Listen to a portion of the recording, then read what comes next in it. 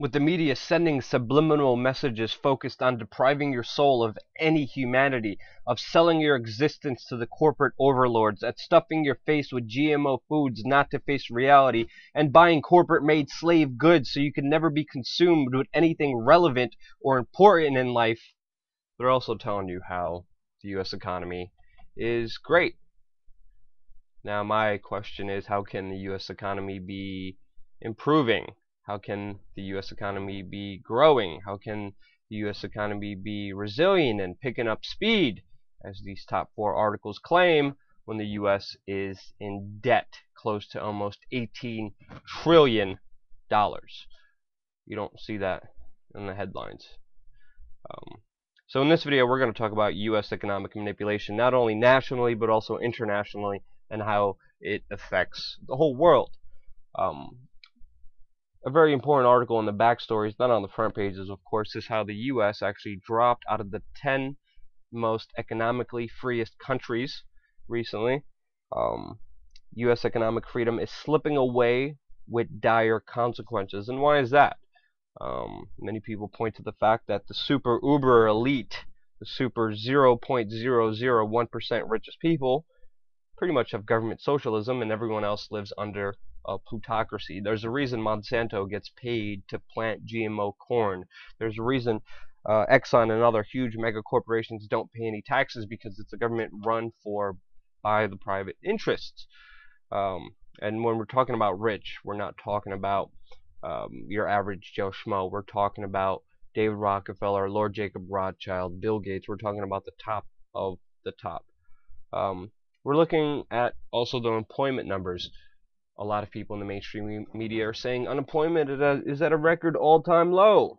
Well, if you actually look at the employment stats, if you look at 2000 right before 9/11, if you look at 2008 right before the housing market crash, these numbers are nothing compared to what they were before.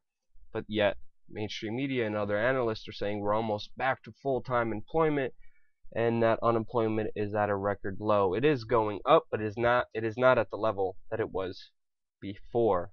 A lot of other people between the ages of 16 and 54 are not in the workforce. Now, even if you are in the workforce, you are still feeling pressure, because your average hourly wage has also gone down from 2010 to 2013.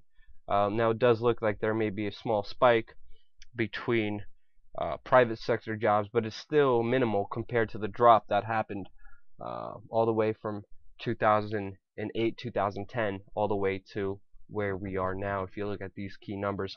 But it's also not the economy here that's being manipulated. It's also being manipulated globally, internationally.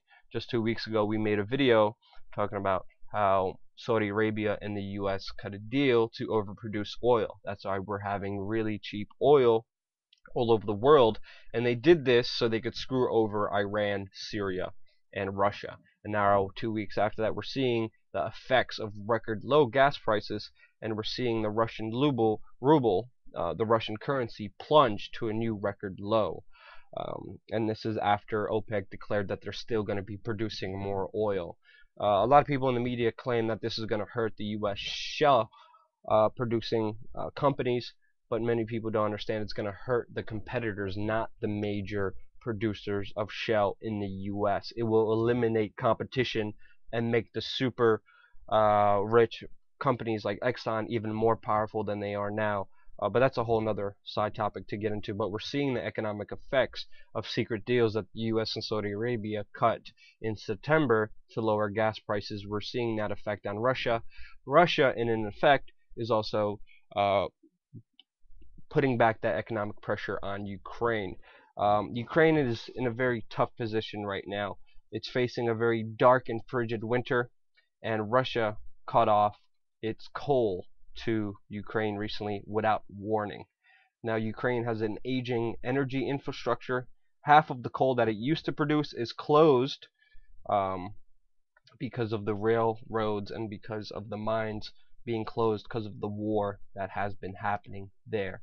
Now, Russia in this position is obviously upset with the West, is obviously upset with Ukraine making moves geopolitically against it.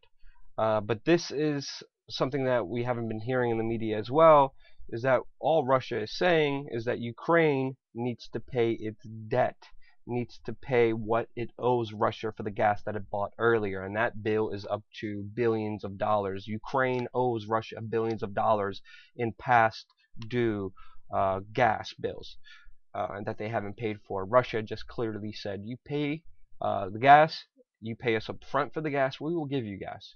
Ukraine has not done so, even though there was an agreement recently between Kiev and Moscow where they agreed, and Ukraine has yet to pay Russia up front for their gas, and they have yet to gain gas. But now coal has been abruptly cut to Ukraine, another energy source. And again, with the aging energy infrastructure in Ukraine, it's really creating a horrible economic situation in that country.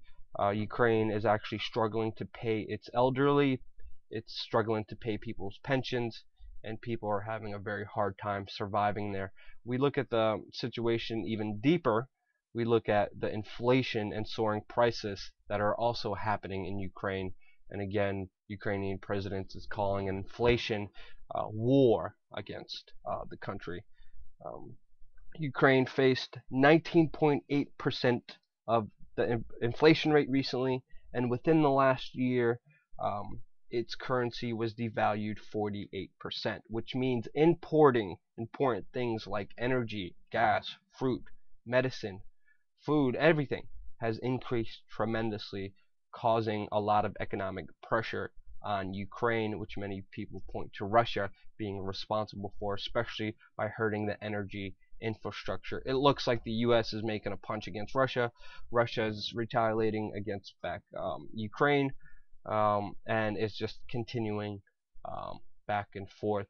And I think that's why Poroshenko, the current selected president of Ukraine, is calling and screaming that war is possible, World War III is possible with Russia. I think he's only doing that to try to get more aid and more loans from Western-backed countries. We see this not reported in U.S. publications, we see this reported in international publications, but it seems like he is exaggerating the threat of war against Russia to be able to get more support from the West, which seems to have just left him in a very horrible situation.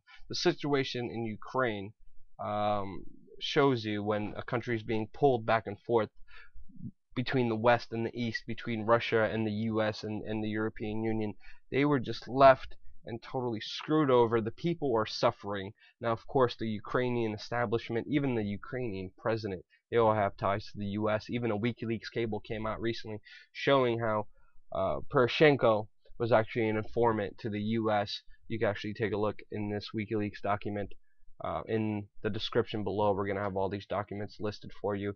Check out this video where we talked about how cheap the oil is and why it is. It's also in the description below. But as we're seeing, the economy, what's pretty much happening is people in power are screwing over their own people, and they're using other countries as a way to manipulate and push and to fight back against more manipulation. Everything is based on a bubble. Everything is being manipulated economically. People are suffering, and no one's paying attention to the details. If you thought this video was helpful, don't forget to click the like button. Subscribe. We're going to have a lot more content on this channel. And definitely check out WeAreChange.org, where we update the site every day with interesting news and coverage just for you. Thank you again so much for watching.